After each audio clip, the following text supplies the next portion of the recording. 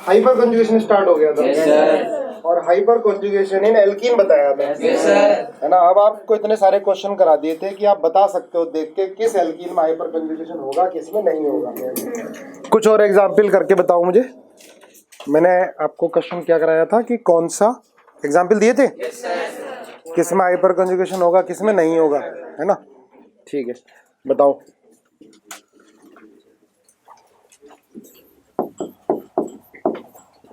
C D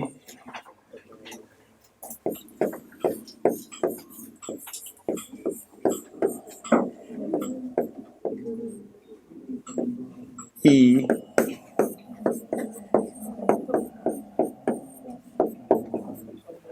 F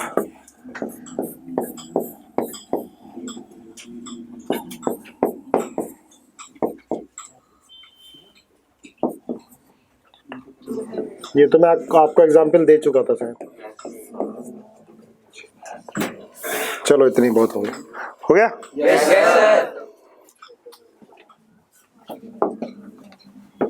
बताओ first show करेगा। yes, sir. भाई ये डबल बॉन्डेड कार्बन है, इससे अटैच ही अल्फा है, अल्फा पर हाइड्रोजन है, तो शो करेगा।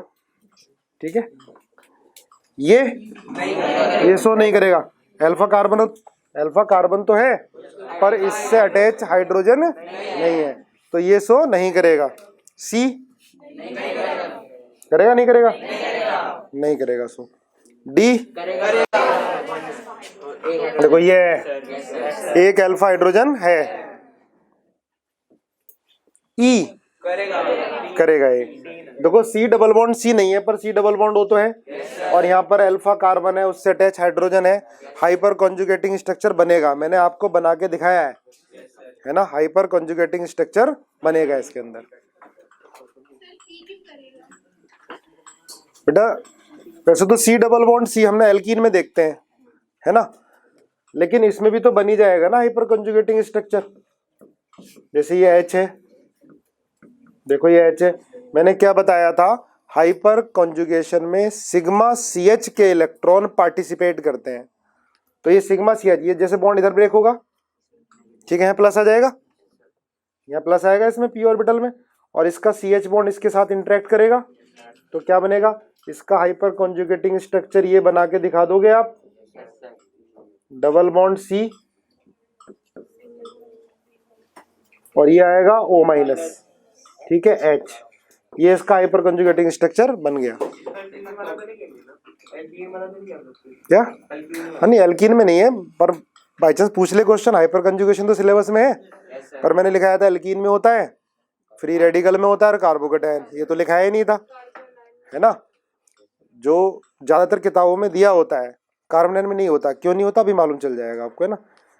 इसका तो हाइपर कंजुगेटिंग स्ट्रक्चर बन रहा है ना, जैसे हमने एल्कीन में बनाया था वैसे ही बन रहा है। इसका मतलब हो सकता है अगर आ जाए ओलंपियाड में या KVPY में आ सकता है, इसलिए बीच में एग्जाम्पल दे दिया, है ना। एफ सो करेगा, yes, sir. बिल्कुल करेगा, दो अल्फा हाइड्रोजन है।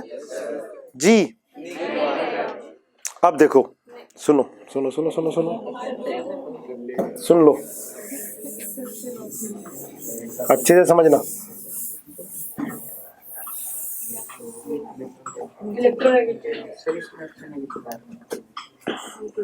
देखो ये CH3 मैंने आपको शायद लिखाया हो कि ये ऑर्थो पैरा डायरेक्टिंग होता है। CH3 ऑर्थो पैरा डायरेक्टिंग होता है, और मैंने प्लस R में आपको लिखा दिया था, है ना। लेकिन प्लस R तो तब होता है जब कार्बन पे लोन पेयर होता और रेजोनेंस कराते, और लोन पेयर कहाँ जाता, ऑर्थो और पैरा पर। लोन पेयर कहाँ जाता, ऑर्थो और पैरा पर। समझा करो, ये नहीं कि दिमाग कहीं और है, आंखें यहाँ पर है। ये डबल बॉन्डेड कार्बन है भाई। जितने हमने प्लस R ग्रुप लिखे थे, आपने देखा होगा कि बेंजीन से अटैच एटम जो की एटम होता है उसको की एटम बोलते हैं। जैसे O माइनस था तो यहाँ पे माइनस चार्ज था, हमने रेजोनेंस कराया था, माइनस कहाँ चला गया था, ऑर्थो और पैरा पर। या हमने NH2 लिखा था, NH2 लगाया था, तो यहाँ भी क्या था, लोन पेयर था। या OH है, OH पे भी क्या था, लोन पेयर। लेकिन कार्बन पर तो कोई लोन पेयर होता ही नहीं है CH3 में, लेकिन उसके बाद भी मैंने क्या लिखाया था, ऑर्थो पैरा डायरेक्टिंग लिखाया था इसको।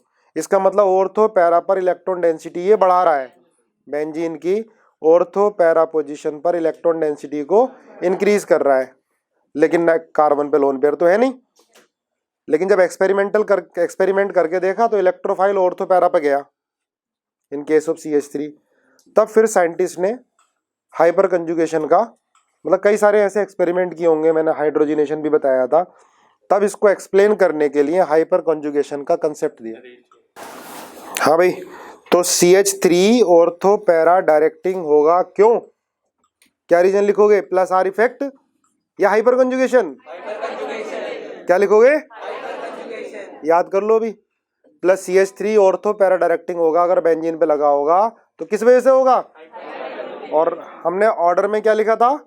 प्लस आर में लिखा था, है ना। लिख लेना, प्लस आर के ऑर्डर में लिख लेना भाई, ये हाइपर कंजुगेशन की वजह से, कभी तुम गलती ना कर दो उस समय, ठीक है। अब मुझे नहीं लगता एक भी क्वेश्चन हाइपर कंजुगेशन से आ गया एल्कीन से रिलेटेड आपका गलत हो सकता। कराई दिए सारे के सारे, है ना, सारे केसेस हो गए अलग अलग तरीके से। क्लियर है बात ये? अब देखो, अब ये CH3 ऑर्थो पैरा डायरेक्टिंग है क्यों, तो हम इसका हाइपर कंजुगेटिंग स्ट्रक्चर बनाएंगे, है ना।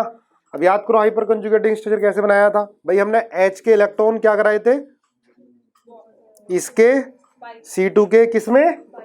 पाई में, पाई स्टार, है ना। पक्का याद होना चाहिए, नहीं तो याद ना हो भाई। पता हो तो सही पता हो, एग्जैक्ट पता हो या ना पता हो, कम से कम नेगेटिव तो नहीं होगा। अगर थोड़ा भी कंफ्यूजन होता है ना, अधकचरी नॉलेज नेगेटिव करा देती है।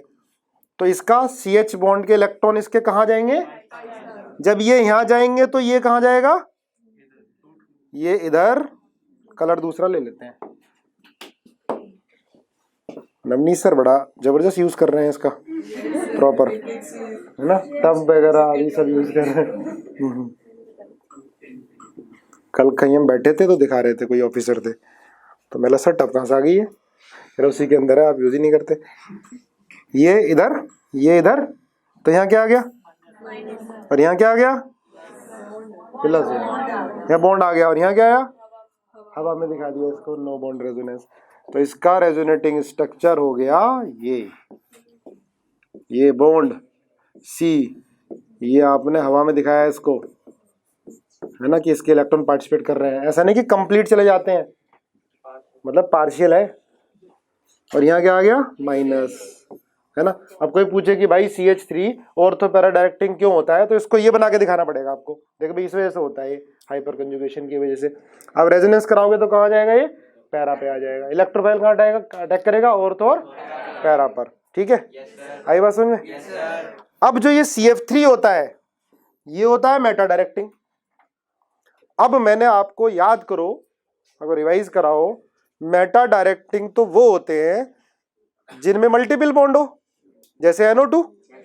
तो NO2 में NO, जब मैं बोलता हूँ सुना है तो आपको पिक्चर बननी चाहिए दिमाग में NO2 की, बेंज तुरंत आ जाना चाहिए बेंजीन के ऊपर NO2, ठीक है।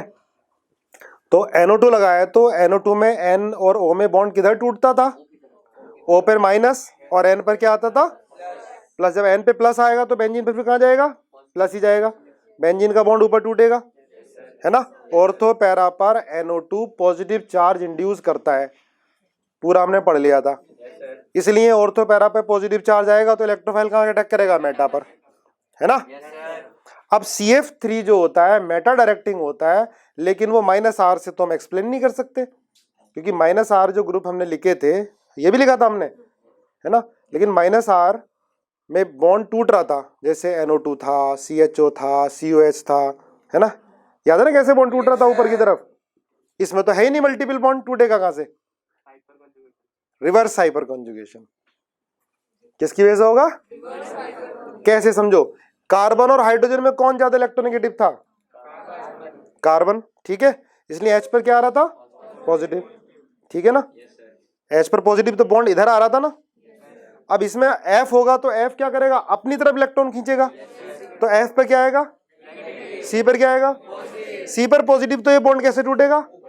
ऊपर। आ गया समझ में? इसको क्या बोलेंगे? Reverse hyperconjugation. तो CF3 मेटा डायरेक्टिंग होगा due to reverse hyperconjugation. तो लिखो CF3 is meta directing due to reverse hyperconjugation. क्या? हाँ एफ माइनस को हवा में दिखाओगे, मैं बना के दिखा देता हूँ भाई। तो ऐसे C F minus F F F, ये हो जाएगा। ठीक है, कौन सा भाई? हाँ भाई पॉजिटिव, सॉरी क्या आएगा? पॉजिटिव आएगा। फिर ये पॉजिटिव कहाँ जाएगा बेटा? रेजोनेंस करके पैरा पे चला जाएगा। ठीक है ना? रेजोनेंस करके पैरा पे चला जाएगा।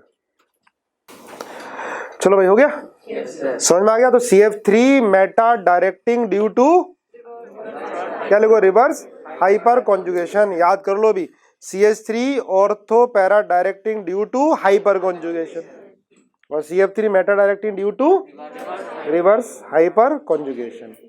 क्लियर है? चलो अब आगे आ जाओ। ये क्या होगा? इसमें होगा क्या हाइपर कॉन्जुगेशन? कहाँ है? लास्ट में अल्फा कार्बन पर हाइड्रोजन है। ये CCl3 रिवर्स हाइपर कॉन्जुगेशन की है, जैसे CF3 वैसे ही CCl3। हाँ, ये भी रिवर्स हाइपर कॉन्जुगेशन की वजह से मेटा डायरेक्टिंग होगा। ठीक है? क्या बेटा? हाँ होगा वैसे तो। CI3 वाला एग्जाम्पल तो हमने देखा नहीं, लेकिन हो गई। बस हो गए? चलो अब बहुत हो गया। अब लिखो right the decreasing order of stability of following alkenes. Right the decreasing order of stability of following alkenes. Right the decreasing order of stability of following alkene.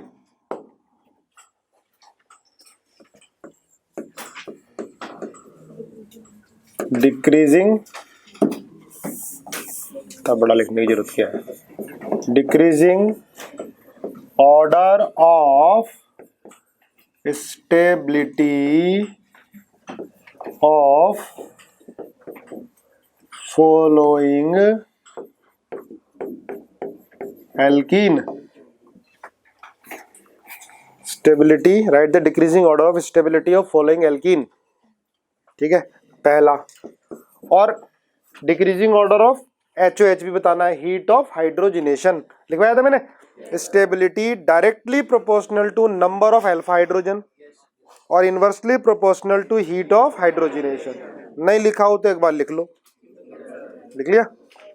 चलो, तो decreasing order of stability of alkene में पहला CH2 double bond CH2, दूसरा CH3, third CH3 C CH3HH, 4 C double bond. सोच समझ के ध्यान से, क्योंकि मैंने हाइपर कॉन्जुगेटिंग स्ट्रक्चर भी बनाया है। जहां पर कंफ्यूजन हो हाइपर कॉन्जुगेटिंग स्ट्रक्चर बना के देखना स्टेबिलिटी के लिए, नहीं तो अल्फा हाइड्रोजन से आ जाएगा। 5 कहाँ से? मैं ध्यान से देखो।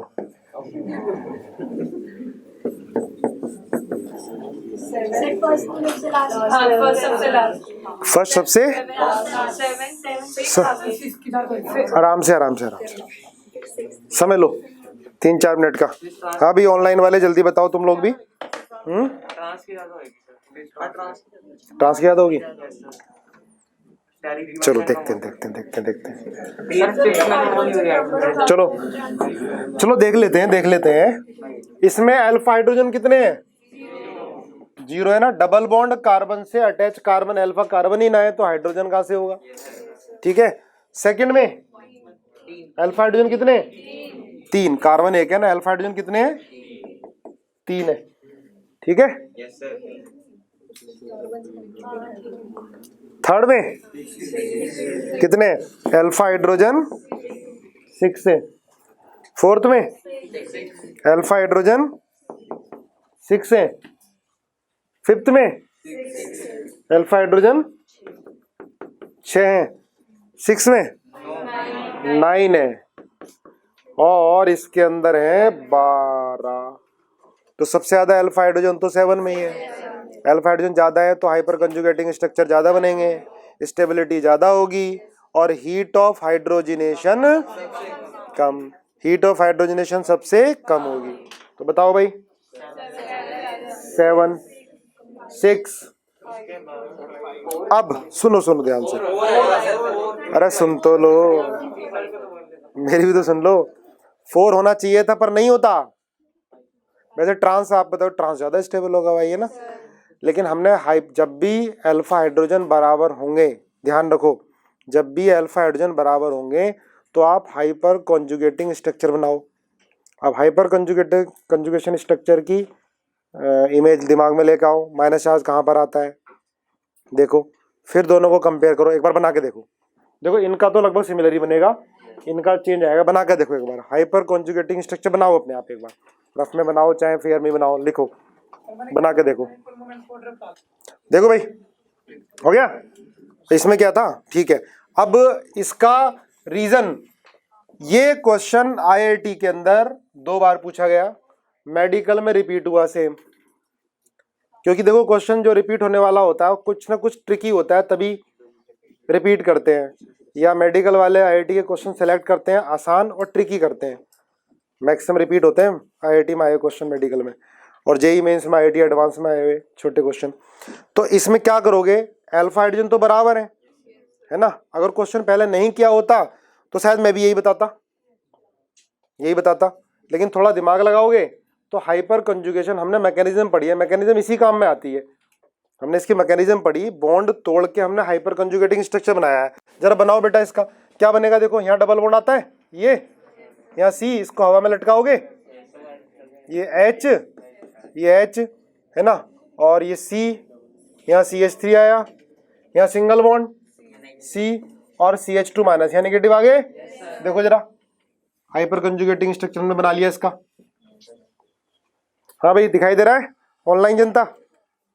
यस सर दिखाई दे रहा है। ये आया सी, अब हम बना रहे हैं 4th वाले का, है ना। 4th बना ही लो पहले।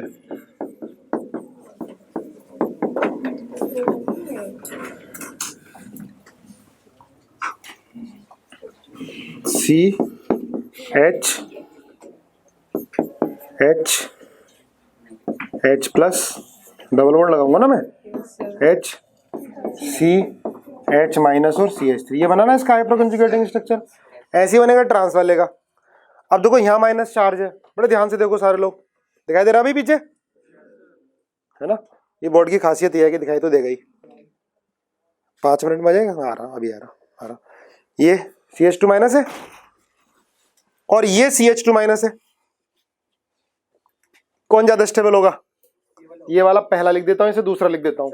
कौन ज्यादा स्टेबल होगा? माइनस चार्ज की स्टेबिलिटी देखो यार, माइनस चार्ज की स्टेबिलिटी देखो, पहला ज्यादा स्टेबल, दूसरा समय लग रहा है। पहला हाँ भाई पीछे छिते, पहला दूसरा, क्यों? क्योंकि पहला पहले है। रीजन, अबे रीजन बता भाई। माइनस चार्ज जिसमें बढ़ेगा स्टेबिलिटी कम होगी। नहीं बताओगे? सही बता रहे हो तुम लोग तो। ये है इसका प्लस आई, प्लस आई है तो माइनस चार्ज क्या होगा पता है? प्लस आई है तो माइनस चार्ज बढ़ेगा, प्लस आई है तो माइनस चार्ज बढ़ेगा, माइनस चार्ज बढ़ेगा तो स्टेबिलिटी क्या होगी? कम होगी। तो किसका हाइपर कंजुगेटिंग स्ट्रक्चर स्टेबल है? 5th का। इसलिए 7, 6 फिर अब 4 और 5 में, 3rd और 4th में शायद, है ना। 3rd और 4th में आप सिस ट्रांस देख सकते हो, क्योंकि हाइपर कॉन्जुगेटिंग स्ट्रक्चर तो सिमिलर बनेगा। भाई नहीं समझ में आया तो फिर घर पे जाके एक बार पढ़ के देखना जरूर। तो क्या लिखोगे? 4 ट्रांस वाला ज्यादा होगा, फिर 3, फिर 2, फिर 1। ये है स्टेबिलिटी का ऑर्डर। अब मैं कुछ एग्जाम्पल लिख रहा हूं, आपको स्टेबिलिटी बतानी है, ठीक है। चलो बताओ, स्टेबिलिटी का ऑर्डर बताना है। पहला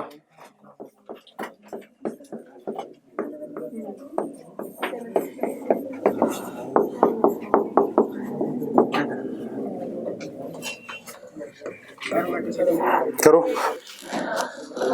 हो गया भाई?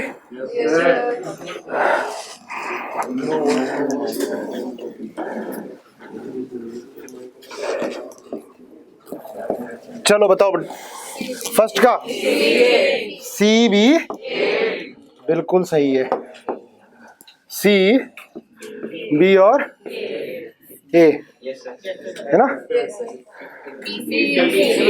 अरे रीजन तो बता दो, इसमें अल्फा हाइड्रोजन ज्यादा है, ये भी है ना। हाँ इसमें बताओ बी, सुन लो एक बार, यहाँ पर एक है हाइपर कंजुगेशन, यहाँ पर 2 और 3 5 है, और यहाँ पर 4 है, तो ज्यादा कौन सा होना चाहिए। अब केमिस्ट्री है तो एक्सेप्शन भी है। अब यहाँ देखो, यहाँ पर दोनों sp2 कार्बन है, sp2 कार्बन है तो एंगल होना चाहिए 120, पर है कितना है 60 है ना। दोनों कार्बन पे स्ट्रेन हो गया, यहाँ पर एक ही है sp2 है ना, तो इन दोनों में ये ज्यादा स्टेबल होगा, ये कम स्टेबल होगा। एंगल स्ट्रेन की वजह से ये ज्यादा स्टेबल है, कम स्टेबल है मतलब। एरोमेटिक तो कोई भी नहीं है यार, कॉन्जुगेशन कंप्लीट होनी चाहिए। बताओ आंसर, सी बी फिर ए, ये हो गया ठीक है। थर्ड सी बी ए, फोर्थ सी तो कम है, ये आ गया ना समझ में। ए तो बहुत कम हो गया, अरे सुनो तो ए कम क्यों है, एंटी एरोमेटिक है। वैसे तो रेजोनेंस हो रहा है पर एंटी एरोमेटिक है। एंटी एरोमेटिक क्या होते हैं, बहुत ज्यादा अनस्टेबल होते हैं। आगे बताओ सबसे ज्यादा बीएसी, कुछ भी आता रहे हो, एबीसी बीएसी, रेजोनेंस ज्यादा स्ट्रांग होता है या हाइपर रेजोनेंस एबीसी। आया समझ में भाई। डबल सिंगल डबल रेजोनेंस हो रहा है ना बेटा, इसमें हाइपर कंजुगेशन है, इसमें तो हाइपर कंजुगेशन नहीं है, लेकिन इसमें हाइपर कंजुगेशन है। लेकिन रेजोनेंस हाइपर कंजुगेशन से स्ट्रॉन्गर होता है। एक ही लिख लेना, आ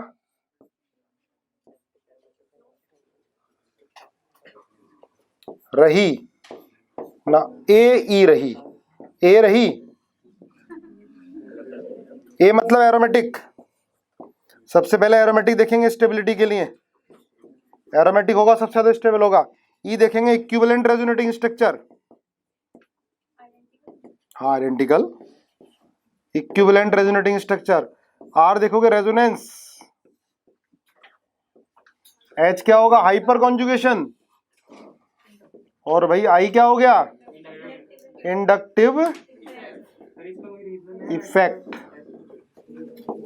इंडक्टिव इफेक्ट ठीक है। किसका, सब के रीजन ही है भाई। एरोमेटिक तो ज्यादा होता ही है, पहले बताया आपको क्या। हाँ बिल्कुल भाई, रेजोनेंस होगा तभी तो एरोमेटिक होगा। एरोमेटिक के लिए हक्कल फॉलो करना जरूरी है, तो एरोमेटिक तो सबसे ज्यादा ही हो गए ठीक है। A aromatic, E equivalent resonating structure, R resonance, H hyperconjugation, I inductive effect. E equivalent resonating structure, बस आगे हो गया। ये तो बड़ा कम स्टेबल होगा क्योंकि क्या है इसमें, क्यों मिलीन है। फिफ्थ ए ग्रेटर देन बी, दोनों में रेजोनेंस है, लेकिन ए में क्या है ये थोड़ा दूर है, ट्रांस की तरह लग रहा है, वैसे ट्रांस होगा नहीं, हाइंड्रेंस कम है। 6 बताओ, रीजन बताओ, स्ट्रेन एंगल स्ट्रेन कम होगा। देखो हाइपर कंजुगेशन तो सब में बराबर है, हाइपर कंजुगेशन सब में बराबर है, लेकिन एक ही स्टेबिलिटी ज्यादा होगी क्योंकि hyperconjugation sorry angle strain कम है। 6 मेंबर रिंग है ना, रीजन समझ में आना चाहिए, ऐसे मत बैठे रह करो। Hyper conjugation. फिफ्थ का बेटा ये ट्रांस की तरह लग रहा है ना आपको, दूर दूर है इसलिए। हाँ 7 बताओ क्या होगा, ए ग्रेटर देन बी, क्यों, ए है एरोमेटिक। देखो रेजोनेंस तो दोनों में ही हो रही है, यहाँ भी 3 डबल बॉन्ड है, यहाँ भी 3 डबल बॉन्ड है, लेकिन यहाँ पर क्या है, ये एरोमेटिक है। एरोमेटिक की कंडीशन याद है सारी। चलो आगे बताओ, बस खत्म। तो ये हाइपर कॉन्जुगेशन इन एल्कीन के जो एग्जाम्पल हो सकते थे मैंने आपको करा दिए, लेकिन इसके बाद भी बुकलेट करोगे तो और नए एग्जाम्पल मिलेंगे। चलो, तो मैंने आपको बताया था कि जो हाइपर कंजुगेशन है वो किस में होता है, एल्कीन, फ्री रेडिकल और कार्बोकेटायन में, है ना। अब एल्कीन तो पढ़ लिया हमने, अब पढ़ते हैं कार्बोकेटायन। लिखो, कार्बोकेटायन में भी हाइपर कंजुगेशन होता है, पर किसमें, जिस कार्बन पर पॉजिटिव चार्ज है उससे अटैच कार्बन को बोलेंगे अल्फा कार्बन। जिस कार्बन पर पॉजिटिव चार्ज है उससे अटैच कार्बन को बोलेंगे अल्फा कार्बन। अगर अल्फा कार्बन में एक भी हाइड्रोजन है तो हाइपर कंजुगेशन होगा। जिस कार्बन पर पॉजिटिव है उससे अटैच कार्बन को बोलेंगे अल्फा कार्बन। अगर अल्फा कार्बन पर एक भी हाइड्रोजन है तो हाइपर कंजुगेशन होगा। देखो, अच्छा, इसकी ऑपरेशन क्या होती है, sp2 होती है। इसमें सिग्मा p कॉन्जुगेशन भी बोलते हैं इसको, सिग्मा p कॉन्जुगेशन। इसका मतलब सिग्मा CH बॉन्ड के इलेक्ट्रॉन और जिस कार्बन पर पॉजिटिव चार्ज है उसका p ऑर्बिटल के बीच में कॉन्जुगेशन होता है, खाली है वो, है ना। ऐसे दिखाओगे, C H H H CH2 plus plus, ये p ऑर्बिटल होगा, खाली होगा, 6 इलेक्ट्रॉन, एक p खाली बच जाएगा, ठीक है। और ये जो है ये sp3 है, sp3 हाइब्रिड ऑर्बिटल होगा। इसमें जो इलेक्ट्रॉन डेंसिटी होगी वो इसके साथ ओवरलैप करेगी ये, ठीक है। तो इसको स्ट्रक्चर ऐसे बना सकते हो, C, इसको हवा में दिखा दो कि इसका इलेक्ट्रॉन पार्टिसिपेट कर रहा है, और ये CH2, ये इसका हाइपर कंजुगेटिंग स्ट्रक्चर बन गया, बना दो।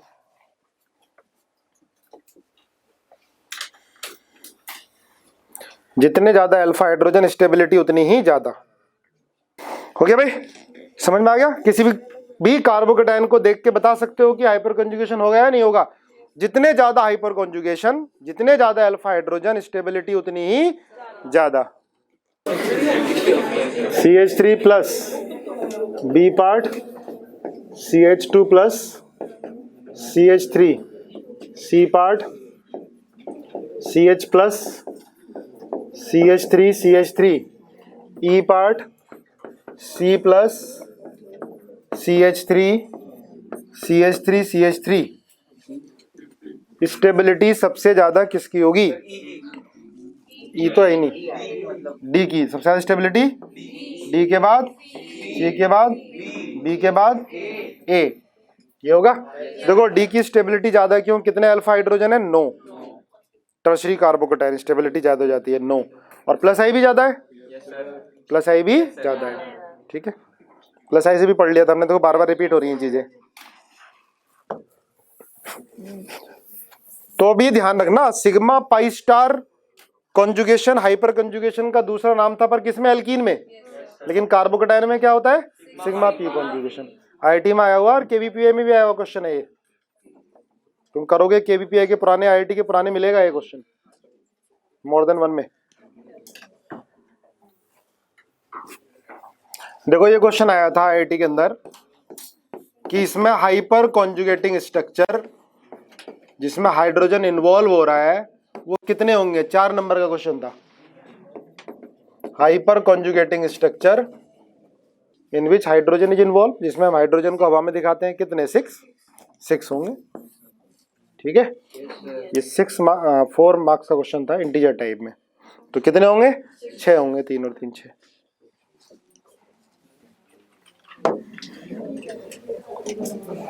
ये बताओ जरा जल्दी, CH2 प्लस, बातें नहीं, CH double bond CH2 B part, CH plus CH3 CH double bond CH2 C part, CH3 दो हो गए क्या, plus CH double bond CH2। बताओ स्टेबिलिटी का ऑर्डर है, CBA, ये ऑर्डर होगा, CBA, ठीक है भाई। रेजोनेंस तो तीनों में ही है, positive charge, single, double. Resonance की वजह से तो स्टेबिलिटी बढ़ेगी। अब बी और सी में रेजोनेंस के साथ साथ हाइपर कॉन्जुगेशन भी है, हाइपर कॉन्जुगेशन भी है। चलो नेक्स्ट लिखो फ्री रेडिकल। फ्री रेडिकल में हाइपर कंजुगेशन किस फ्री रेडिकल में होगा? रेजोनेंस के कर लिए सर, बहुत बढ़िया, सारे कर लिए, गुड। स्टेबिलिटी के ना, स्टेबिलिटी के कर लो, हाइपर कंजुगेशन कर लो। इलेक्ट्रॉन फ्री रेडिकल, देखो फ्री रेडिकल में भी क्या है, जिस कार्बन पर रेडिकल है उससे अटैच कार्बन को बोलते हैं अल्फा कार्बन, है ना। अगर अल्फा कार्बन पर एक भी हाइड्रोजन है तो हाइपर कंजुगेशन होगा। आसानी है कार्बोकेटाइन की तरह।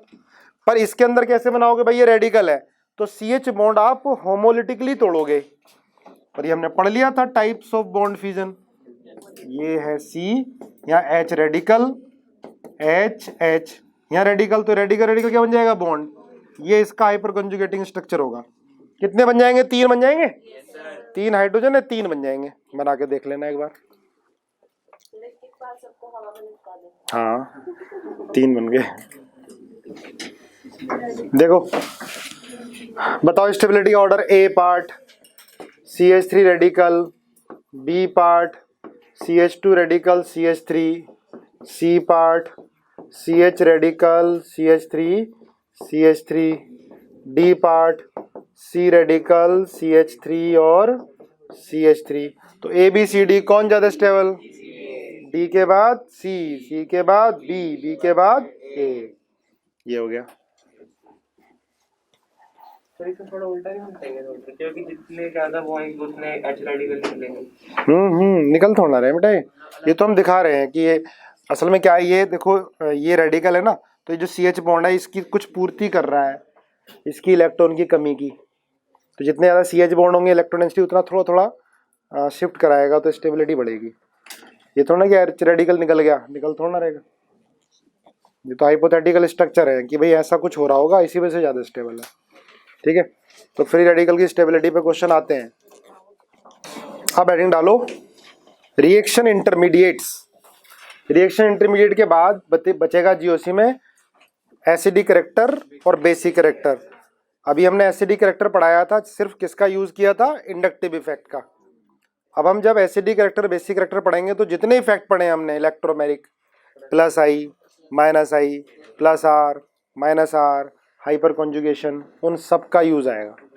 ठीक है, हेड डालो reaction intermediates. Next topic reaction intermediates. Reaction intermediate क्या होते हैं, नाम से ही पता चल रहा है कि जो रिएक्शन के बीच में बनेंगे प्रोडक्ट बनने से जस्ट पहले। ठीक है, रिएक्टेंट होती है और प्रोडक्ट, मैकेनिज्म लिखते हैं, उसके बीच में रिएक्शन इंटरमीडिएट बनते हैं जो बहुत कम समय के लिए 10⁻⁻14 सेकंड के लिए, -9 सेकंड्स के लिए, बहुत कम समय के लिए बनेंगे और बन के फिर खत्म हो जाएंगे, प्रोडक्ट में कन्वर्ट हो जाएंगे, तो उनको बोलते हैं रिएक्शन इंटरमीडिएट। तो क्या लिखोगे, द स्पीसीज, SPCIES, ये spelling, the species which form within the reaction, reaction के बीच में बनेंगे, form within the reaction, जो रिएक्शन के बीच में बनते हैं for a very short time interval, for a very short time interval.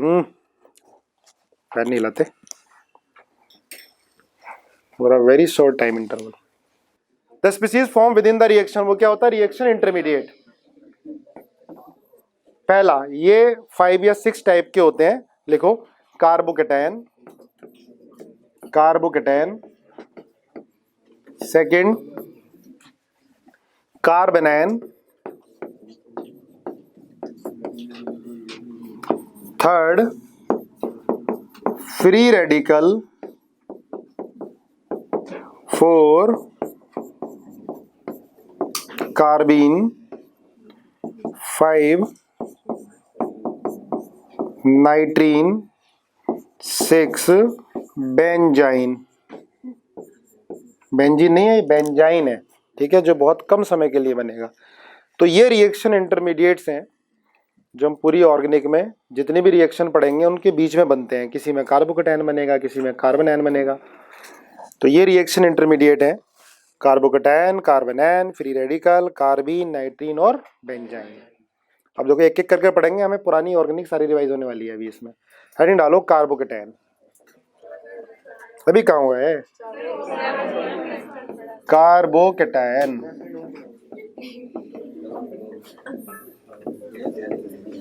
Carbocation, carbocation कैसे बनता है? By heterolytic bond fusion, by formed by, लिख लो, formed by heterolytic bond fusion, heterolytic bond fusion. ये हमने पढ़ लिया हेट्रोलिटिक बॉन्ड फ्यूजन कैसे होता है। जैसे सिंपल कार्बोकेटायन होता है CH3+, इसमें कार्बन की हाइब्रिडेशन होती है sp3 होती है, sp3 होती है, sp2 होगी। अरे 3 सिग्मा बॉन्ड है ना, हाइब्रिडेशन क्या होती है sp2, शेप क्या होती है ट्रायगोनल प्लेनर। ये इलेक्ट्रोफाइल की तरह बिहेव करेगा या न्यूक्लियोफाइल की तरह? इलेक्ट्रोफाइल की तरह बिहेव करेगा, इलेक्ट्रोफाइल। CH3+ क्या है? इलेक्ट्रोफाइल। इलेक्ट्रॉन कितने होंगे कार्बन में? 6 इलेक्ट्रॉन, इलेक्ट्रॉन की कमी है, ठीक है। और ये डायमैग्नेटिक होता है, सारे इलेक्ट्रॉन पेयर्ड होते हैं, डायमैग्नेटिक होता है, ठीक है। ऐसे इसकी शेप होगी प्लेनर, सारे एंगल 120 के होंगे, है ना। ये p ऑर्बिटल खाली होगा, सारे एंगल 120 के होंगे, एक ही प्लेन में होगा, प्लेनर शेप होगी इसकी, ठीक है। नेक्स्ट फिर हम लोग ये कंप्लीट करेंगे सारे इंटरमीडिएट और ऐसी बेसिक कैरेक्टर स्टार्ट करेंगे।